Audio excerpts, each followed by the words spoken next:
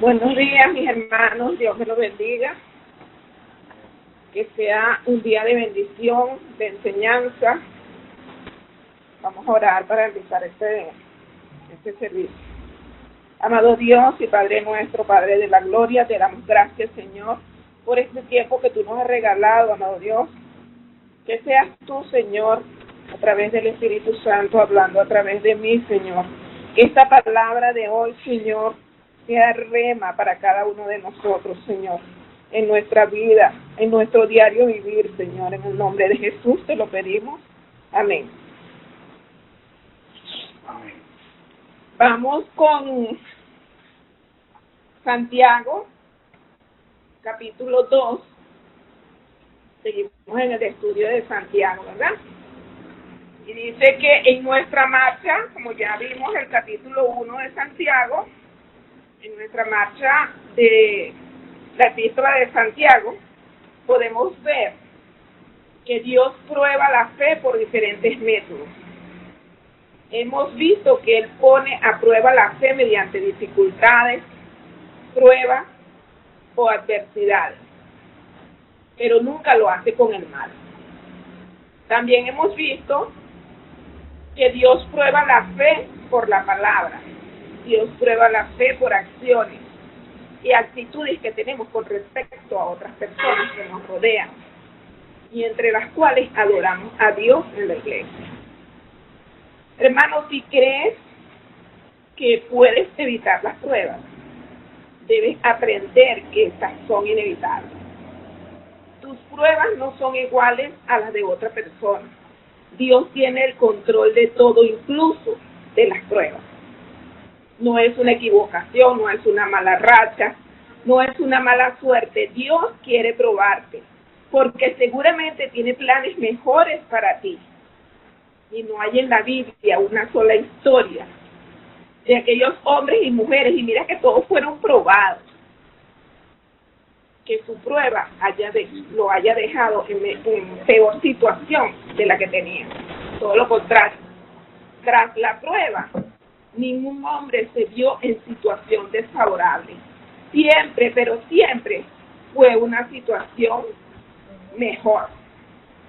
Porque Dios siempre quiere lo mejor para nosotros. En este capítulo 2 vamos a estudiar en dos partes, como está dividido en la Biblia, ¿verdad? Tenemos el primero, amonestación contra la parcialidad, del 1 al 13, y la segunda parte, la fe sin obra es muerta, del 14 al 26. Y leemos el versículo 1, que dice así: hermanos míos, que vuestra fe en nuestro glorioso Señor Jesucristo sea sin acepción de personas. Otra versión lo traduce esta última parte del versículo como con una actitud de favoritismo. Este primer versículo lo vamos a desglosar en 4 partes: A, B, C y D. Y primero, hermanos míos, ¿a quién se dirige? Este escrito, esta carta o esta epístola quiere llegar a los oídos de las 12 tribus de la dispersión, que son sin duda los cristianos de origen judío, dispersos en el mundo greco-romano. En todo el cuerpo de esta carta nos confirma que son convertidos en judaísmo a los que son dirigida esta carta. B. No vamos a profundizar mucho más en cada punto, ¿ok? B. Hablemos de la fe. Hace aproximadamente un mes atrás vimos la epístola a los hebreos y en el capítulo 11 estudiamos la fe. Y en el capítulo 11, versículo 1, tenemos el concepto bíblico de la fe. Que dice la certeza. La fe es la certeza de lo que se espera, la convicción de lo que no se ve. Esto significa e implica creer en algo, incluso cuando no podemos verlo o tocarlo. El punto C dice: Santiago reconoce la deidad de Cristo, nuestro glorioso Señor Jesucristo. Santiago era medio hermano de Jesús desde el punto de vista humano. Y aunque inicialmente él no creyó en la divinidad de Jesús durante su ministerio terrenal, después de la resurrección, Santiago se convirtió en un líder importante en la iglesia primitiva de Jerusalén.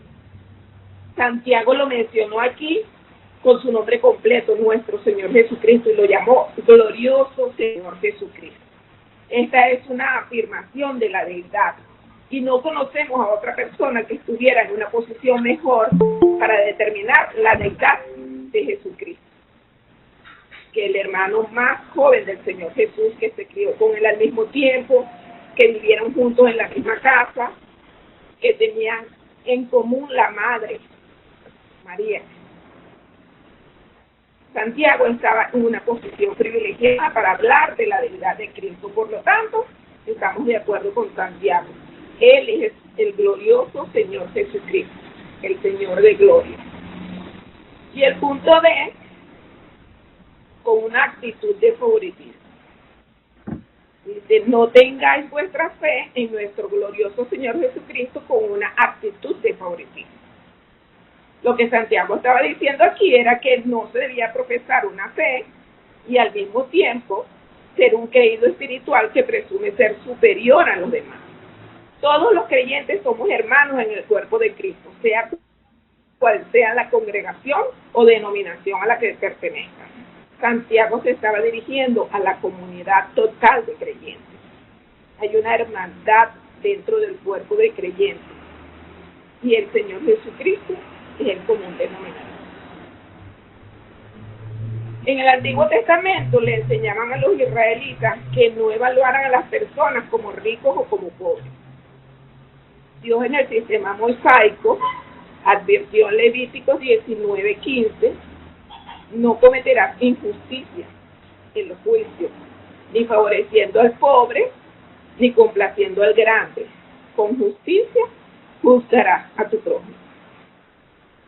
Simón Pedro aprendió esta lección en Jope, cuando Dios hizo descender del cielo un lienzo lleno de animales impuros y le mandó a que comiera de ellos. De esa experiencia, Pedro llegó a la siguiente conclusión y dice: en verdad comprendo que Dios no hace acepción de personas, o sea, que no hace favoritismo entre ellas. Lo dice Deuteronomio 10:17 y Hechos 10:34. Continuamos con los versículos 2 al 4. Si en vuestra congregación entra un hombre con anillo de oro y ropa espléndida, y también entra un pobre con vestido andrajoso, y miráis con agrado al que trae la ropa espléndida y decís: siéntate tú aquí en buen lugar, y decís al pobre: quédate tú allí de pie y siéntate aquí en el suelo. No hacéis distinciones entre vosotros mismos y venís a ser jueces con malos pensamientos. La palabra congregación aquí significa sinagoga. Los creyentes judíos, los convertidos al Señor, igualmente llamaban sinagoga al lugar donde se reunían, que eran casas privadas o cuevas. Y este hombre que estaba con las manos llenas de anillos de oro, con ropa espléndida, ropa muy fina, eso evidenciaba su riqueza. Y este individuo estaba haciendo ostentación de su ropa, que destacaba un contraste con la ropa del pobre. En nuestro pasaje, el apóstol Santiago resalta en el contexto de la congregación cristiana, en el ámbito de la iglesia, el marcado contraste entre dos hombres situados en ambos extremos de la escala social. Aunque en nuestra época las diferencias sociales no pueden distinguirse con tanta facilidad solamente con la forma de vestir. Así que este versículo nos recuerda el contraste que puede observarse en el relato de Lucas 16, 19 al 31, en el que el Señor Jesucristo nos habló de la verdadera historia del hombre rico y Lázaro. Que decía: había un hombre rico que se vestía de púrpura y lino fino y hacía cada día banquete con esplendidez. Y había también un mendigo llamado Lázaro, que estaba echado a la puerta de aquel lleno de llagas, y ansiaba saciarse de las migajas que caían de la mesa del rico. Y aún los perros venían y le lamían las llagas. Este hombre rico, mi amado, tomó una decisión en su vida de invertir en sí mismo y en su entorno, y apostó su vida a algo que no tenía futuro.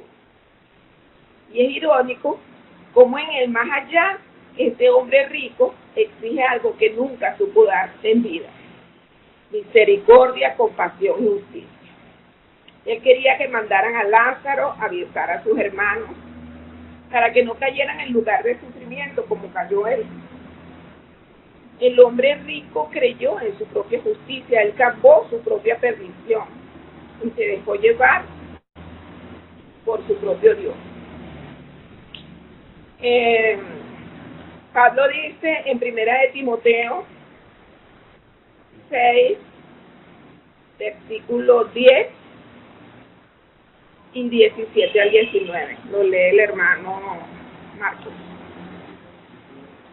Marcos, acércate, por favor. Marcos. Porque raíz de todos los males es el amor al dinero, el cual, codiciando algunos, se extraviaron de la fe y fueron traspasados de muchos dolores. 17 al 19. Y los ricos de este siglo manda que no sean altivos, ni pongan la esperanza en las riquezas, las cuales son inciertas, sino en el Dios vivo, que nos da todas las cosas en abundancia para que las disfrutemos. Que hagan bien, que sean ricos en buenas obras, dadivosos, generosos, atesorando para sí buenos fundamentos para lo porvenir, que echen mano de la vida eterna. Amados, eso es lo más importante, ese último punto. Poner nuestra esperanza en el Dios vivo y echar mano de la vida eterna. Esa es la promesa que nos dejó nuestro Señor Jesucristo. El versículo del 5 al 8 dice: hermanos míos, pues, ¿no ha elegido Dios a los pobres de este mundo para que sean ricos en fe y herederos del reino que ha prometido a los que le aman? Pero vosotros habéis afrentado al pobre. ¿No os oprimen los ricos y no son ellos los mismos que arrastran a los tribunales? ¿No blasfeman ellos el buen nombre que fue invocado sobre vosotros? Si en verdad cumplís la ley suprema, conforme a la Escritura, amarás a tu prójimo como a ti mismo, bien hacer. En el pasado, y a veces en etapas de la historia de la Iglesia, los creyentes de pocos recursos han sido mirados con desprecio, ignorados o tratados con la mínima cortesía requerida. Sin embargo, muchas de esas personas han sido las más ricas espiritualmente hablando. Dios, desde el Génesis hasta el Apocalipsis, ha tenido gran interés por los pobres y le ha tratado con gran consideración. De esta manera, la única esperanza que ellos tienen es el Señor Jesucristo. Si leemos en la Biblia, hay muchísimos pasajes que hablan al respecto.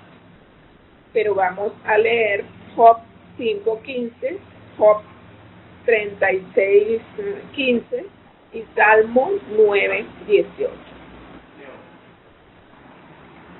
Job 5:15. La libra es la espada al pobre y la boca de los malvados de la mano del violento. Por eso el necesitado tiene esperanza. Job 36:15. El pobre librará de su pobreza.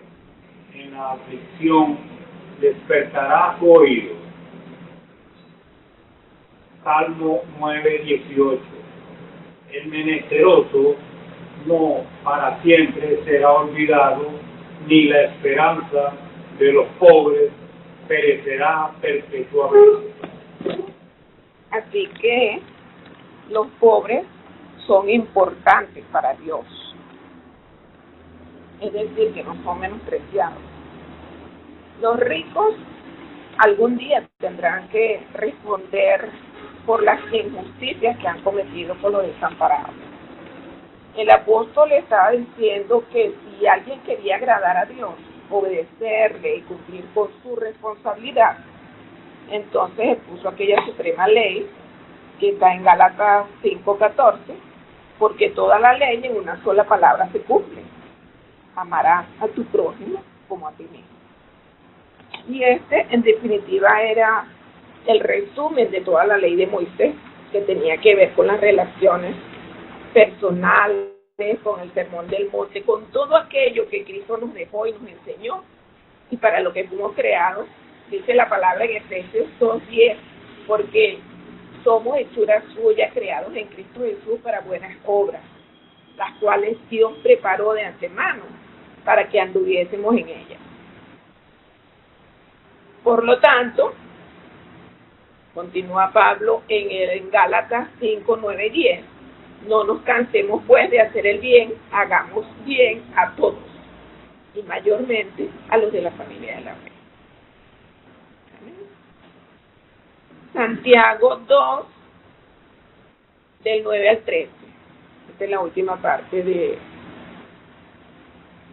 la primera porción.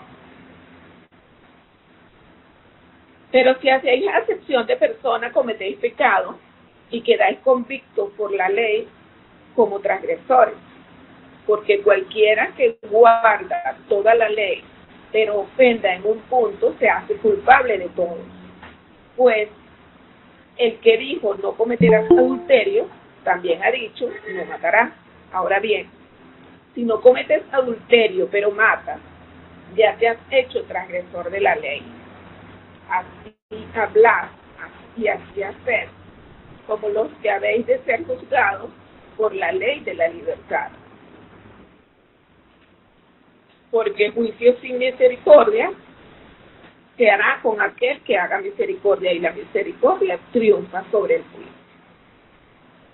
Si ellos mostraban favoritismo entre las personas, debían recordar que la ley condenaba cualquier discriminación entre ricos y pobres.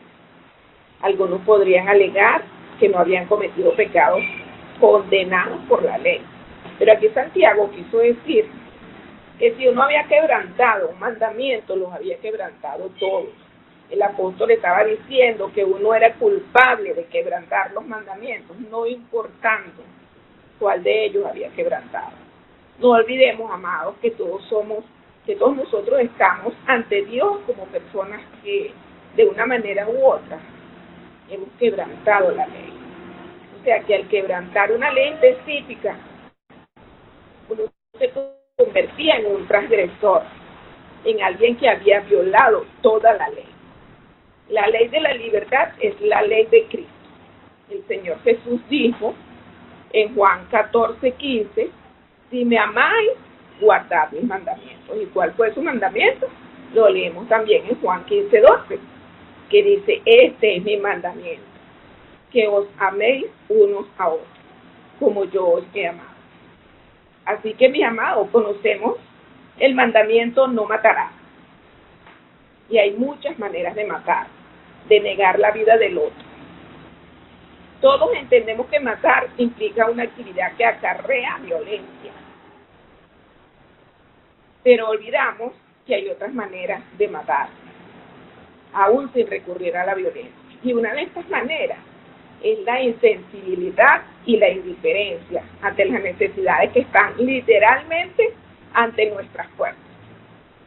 Si hemos sido creados como seres sociales, a imagen y semejanza del Dios Trino, negar nuestra atención y nuestros afectos y nuestros recursos a los que lo necesitan, esa es una forma de matar. Pero de todas las indiferencias, ninguna es más destructiva como la de los ricos hacia los pobres. pues toca directamente la realidad de la distribución y del uso de los recursos básicos de la vida. Los ricos necesitan a los pobres, de lo contrario, no podrían ser ricos. Pero más aún, los ricos necesitan la indiferencia hacia los pobres, de lo contrario, no podrían disfrutar de su riqueza. Esto hace de la vida un encuentro en dos paralelos que apenas se pueden tocar. Pero esto es una ilusión, pues estos dos mundos están intrínsecamente conectados en una danza diabólica. El compás para esta danza es la indiferencia ante el sufrimiento. Su ritmo es la ceguera ante la injusticia y su coreografía es el egoísmo y la desidia. Así que, estimado hermano, necesitamos reconocer hoy que considerarnos superiores a los otros y mirarlos con desprecio constituye una actitud pecaminosa. No importa quiénes sean esas otras personas ante Dios, ellas se encuentran en el mismo nivel que nosotros. Somos todos pecadores y necesitamos acudir al pie de la cruz para aceptar al Señor Jesucristo como Salvador. Amén. La fe sin obras es muerta, del versículo 14 al 26. Santiago mostró que Dios prueba la fe por las obras buenas. Y hay quienes dicen que en este punto estamos frente a una contradicción con los escritos de Pablo, porque el apóstol Pablo explicó con mucha claridad y vehemencia que la fe puede salvar. Tenemos esa afirmación en la carta de los Gálatas, capítulo 2, versículo 16, que dice: sabiendo que el hombre no es justificado por las obras de la ley, sino por la fe de Jesucristo, nosotros también hemos creído en Jesucristo para ser justificados por la fe de Cristo, y no por las obras de la ley. Por cuanto por las obras de la ley nadie será justificado.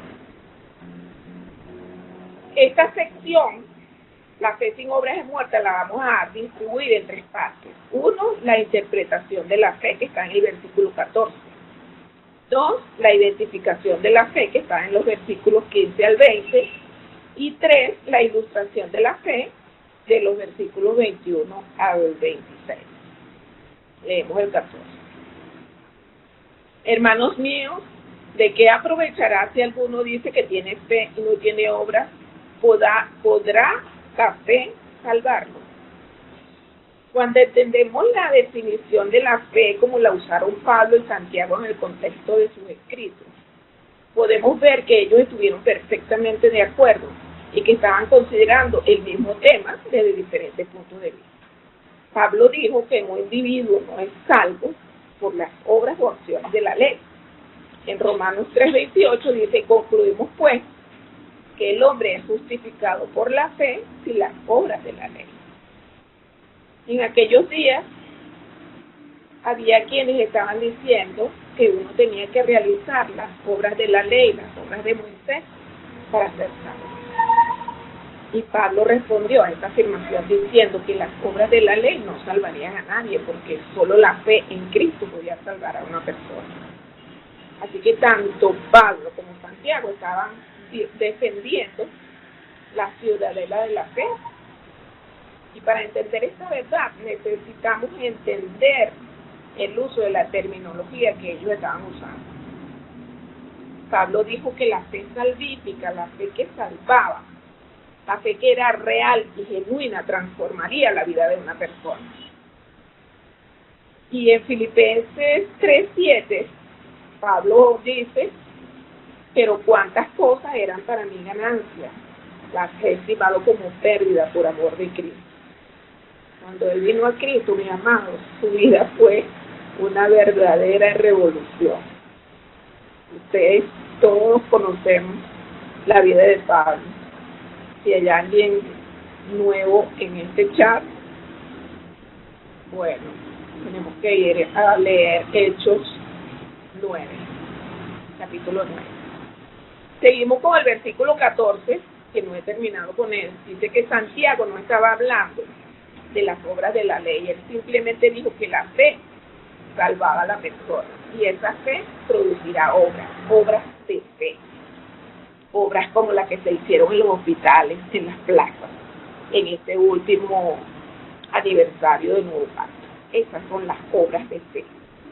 Esa era la fe de la que estaba hablando Santiago, esa obra que actúa, que es viva, no de la obra, no de la fe profesante, aquella que es falsa, que es fingida, que es una imitación. Fíjese que en la Biblia dice y hace una clara diferencia entre los que profesan a Cristo y los que realmente poseen a Cristo. Profesar es conocer a Dios, pero con los hechos lo niegan, siendo abominables y rebeldes, reprobados en cuanto a toda buena obra. Eso lo dice Primera de Tito 1:16. Pero el fundamento de Dios está firme, teniendo este sello: conoce al Señor, a los que son suyos, y apártese de iniquidad todo aquel que invoca el nombre de Cristo. Segunda de Timoteo 2:19. No todo el que asegura ser salvo es realmente salvo, y no todo el que invoca el nombre de Cristo es realmente un cristiano. No todo el que dice haber nacido de nuevo realmente ha nacido de nuevo. Así que Pablo insiste: si no creísteis en vano, examinaos a vosotros mismos para ver si estáis en la fe. A veces nos enfrentamos a personas que nos dicen: sí, yo confiaré en Jesús. Sin embargo, esa afirmación puede ser una mera inclinación de cabeza, algo condescendiente y cortés, y no algo verdadero, no algo sincero. Hay una historia breve que cuenta que el diablo estaba manteniendo una reunión de trabajo con los demonios para decidir convencer a los seres humanos de que Dios no existía. Uno de esos demonios sugirió que convencieran a los hombres de que la muerte era el final de todas las cosas y que no era necesario preocuparse por la vida después de la muerte.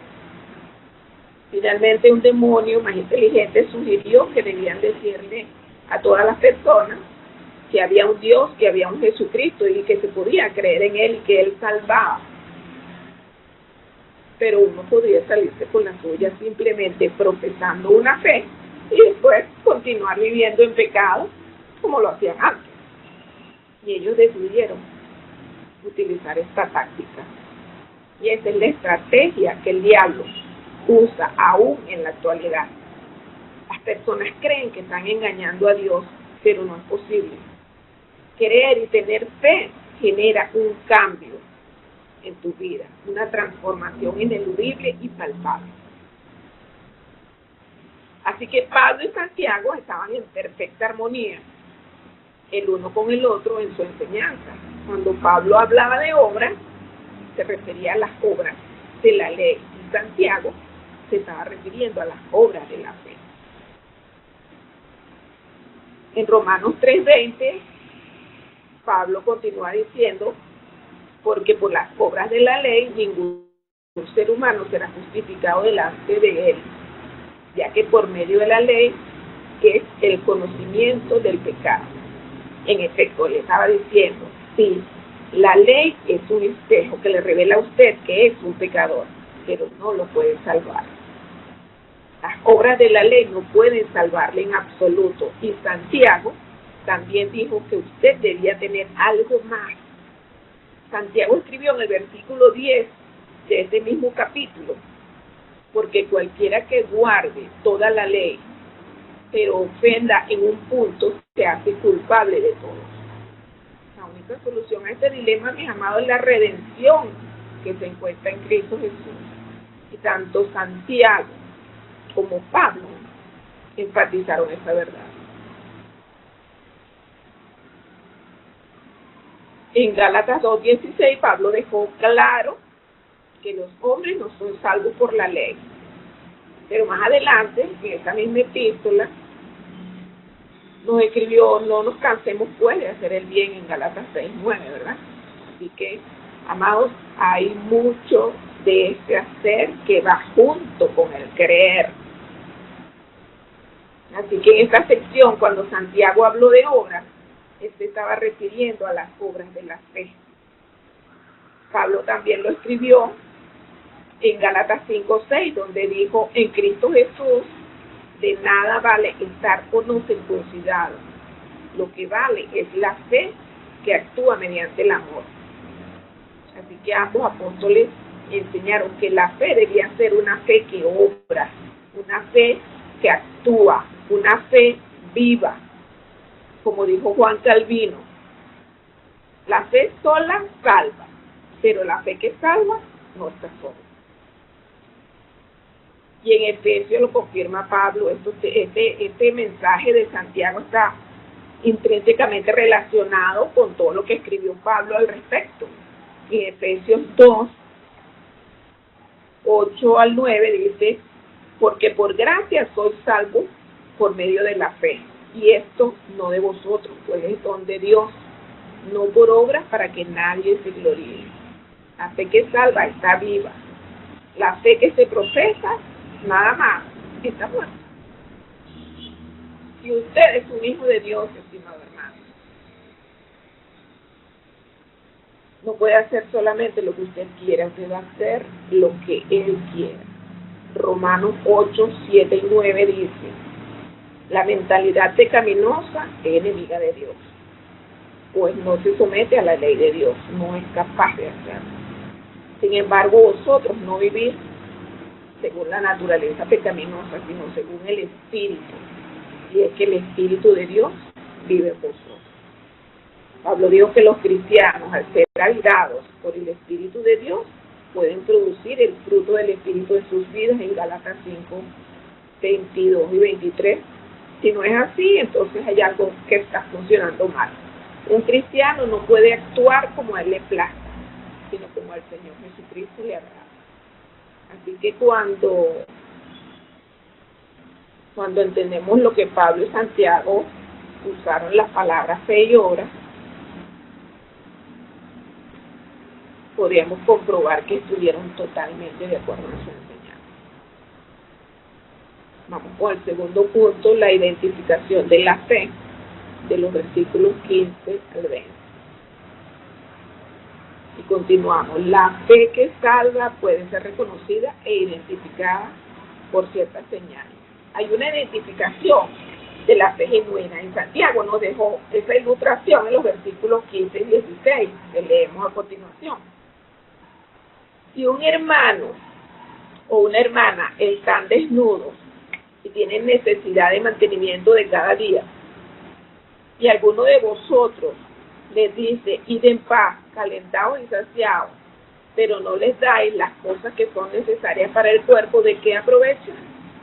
Mi amado, los tópicos piadosos y la palabrería cristiana aquí no funcionan. Eso no es evidencia de la fe que salva. Tiene que haber una vocación, una inclinación que acompañe al vocabulario.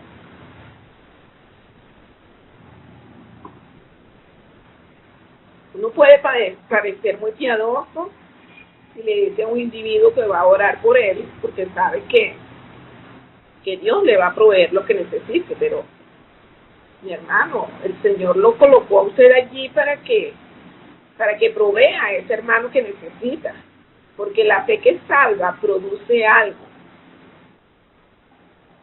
produce acciones. En Juan 13:35 el Señor dijo: en esto conocerán que todos sois mis discípulos, si tenéis amor los unos con los otros. Y el apóstol Pablo en Romanos 13:8 dijo: no debáis a nadie nada, sino amaros unos a otros, pues el que ama al prójimo ha cumplido la ley. Lo que queremos señalar es que uno no puede decir que es un hijo de Dios y vivir como una persona que no tiene ley. A veces nos conmueve enterarnos de que alguien que conocemos está ayudando a personas que tienen grandes necesidades y apoyando a misioneros sin decirle nada a nadie. Esa persona está proclamando a Cristo por medio de su vida. Está haciendo la obra que Jesús mandó a hacer con amor. Vamos con los versículos 17, 18 y 26. Así también la fe, si no tiene obras, está completamente muerta. Pero alguno dirá, tú tienes fe y yo tengo obras. Muéstrame tu fe sin tus obras y yo te mostraré mi fe por mis obras. Y el 26 dice, así como el cuerpo sin espíritu está muerto, también la fe sin obras está muerta. Santiago estaba hablando sobre el fruto de la fe. Pablo también dijo que la fe iba a producir frutos en Gálatas 5, 22 y 23, ¿verdad? Él dijo que el fruto del Espíritu es amor, paz, gozo, paciencia. Y el Señor Jesús dijo en Juan 15, 5, yo soy la vid y vosotros los pámpanos. El que permanece en mí, yo en él, este lleva mucho fruto. La fe sin obras es como un cuerpo muerto en una morgue. Y Santiago lo dijo y Pablo lo confirmó. Nosotros creemos lo que ellos dijeron porque estaban hablando y declarando la palabra de Dios. ¿Amén? Y el punto 3, la ilustración de la fe, que va del 21 al 25.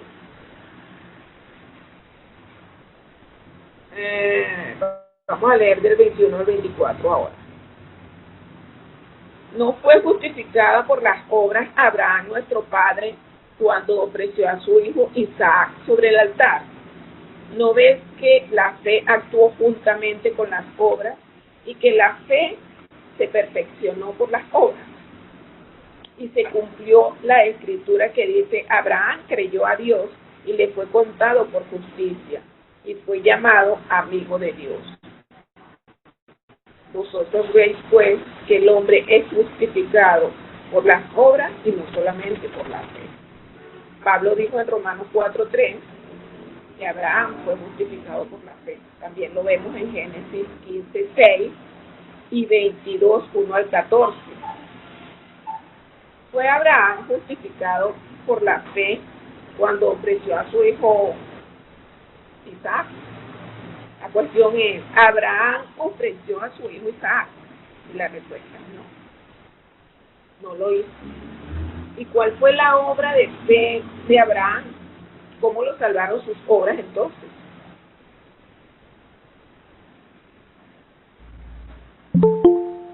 Bueno, la fe de Abraham le hizo que él levantara ese cuchillo para hacer algo que él creyó que Dios nunca le pediría que hiciera. Pero ya que Dios se lo había pedido, él estuvo dispuesto a hacerlo. Él creyó que Dios levantaría a Isaac de los muertos. En Génesis 22:5 dice, entonces dijo Abraham a sus siervos, esperad aquí con el asno y yo y el muchacho iremos hasta allí. Adoraremos y volveremos a vosotros. Subrayen eso, por favor. Adoraremos y volveremos a vosotros. Amados, aquí estamos frente a una fe perfecta, porque Dios no aceptaba una fe imperfecta, ¿cierto? ¿Acaso Abraham supo de alguna resurrección que haya hecho Dios? ¿Dónde lo oyó? ¿Dónde lo vio? Nada, mis amados, mis hermanos. Ustedes saben que Abraham, por todo lo que hemos estudiado, Abraham conocía a Dios de una forma personal. Él tenía una relación personal con Dios, con el Dios Padre. Abraham nunca ofreció realmente a Isaac porque Dios le proveyó un sustituto. Pero lo habría hecho si Dios no lo hubiese detenido. Esta es una ilustración selecta, mi amado, del hecho que demuestra que la fe, por medio de sus acciones, la acción de este hombre demostró que él había creído en Dios. Tanto Abraham como Isaac se sometieron a la obediencia y a la voluntad de Dios. Isaac es un tipo de Cristo, obediencia a la voluntad de Dios sin reproche. Mi amado hermano, Dios no tiene que probarte para conocerte, para conocer tu reacción ante una prueba, ante una solicitud, ante su mandato. Dios no necesita probarte, Dios te conoce desde el vientre de tu madre.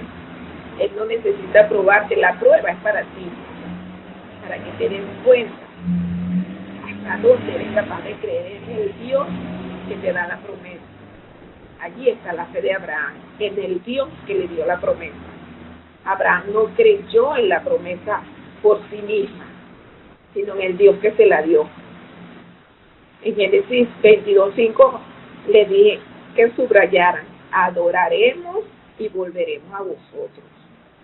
Y la respuesta a ese punto de Génesis está en Hebreos 10:23 y 11:17 al 19. Mantengámonos firmes, dice, en la profesión de nuestra fe sin vacilar, porque fiel es el que prometió. Fue por la fe que Abraham ofreció a Isaac en sacrificio cuando Dios lo puso a prueba.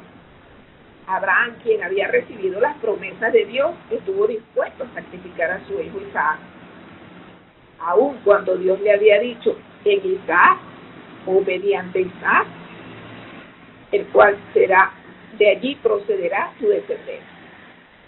Así que la fe de Abraham iba mucho más allá de la promesa. ¿Hasta qué punto somos nosotros capaces de obedecer a Dios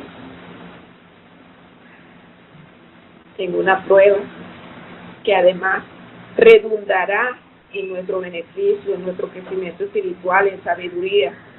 Si Abraham no hubiese obedecido, jamás habría sido reconocido como el padre de la fe y llamado amigo de Dios. Continuamos con el versículo 25. Asimismo, a Rahab la ramera, ¿no fue acaso justificada por obras cuando recibió a los mensajeros y los envió por otro camino? Cuando Rahab fue juzgada por obras, al principio de la conquista de Canaán, ella recibió a los espías israelitas enviados por José y los escondió de su propio pueblo. Y después les explicó a ellos cómo escapar sin que fuesen detectados. Aquella mujer que vivía en la ciudad de Jericó arriesgó su vida dándole la espalda a su antigua vida y a su propio pueblo. La historia de Rahab nos enseña varias lecciones. 1, la fe no tiene límites. 2, la misericordia de Dios es para todos. Y 3, la obediencia a Dios trae bendición. En resumen, la historia de Rahab nos anima a confiar en Dios, a actuar con valentía y a creer que su misericordia es más grande que todos nuestros errores. En conclusión, mis amados, Santiago resalta la importancia de no hacer acepción de personas, de tratar a todos con igualdad. Advierte sobre la parcialidad y el favoritismo en la iglesia, señalando que va en contra de los principios de la fe cristiana. Y destaca la idea de que la fe debe manifestarse a través de las obras concretas, no solo de palabras. Menciona la necesidad de cumplir con la ley de amor hacia el prójimo y de vivir de acuerdo con los mandamientos de Dios, y enfatiza la importancia de una fe genuina y activa. Amén. Dios me lo bendiga, mis amados hermanos, que sea el Señor